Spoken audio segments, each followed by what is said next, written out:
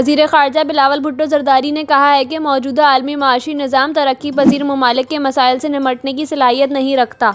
अक़वाम मुत्तहिदा में चीन और G77 वज़ारती कॉन्फ्रेंस से सदारती खिताब करते हुए वज़ीर ख़ारजा बिलावल भुट्टो ने कहा कि तरक्की पज़ीर ममालिक को मुआशी चैलेंजेस का सामना है।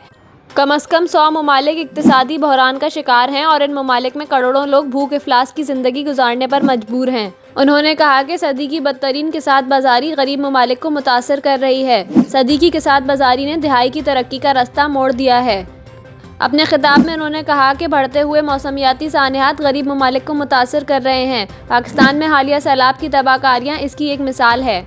वज़ीर ख़ारजा का कहना था कि पाकिस्तान को G77 वज़राए ख़ारजा का इजलास शेयर करने का मौका देने पर शुक्रगुज़ार हैं।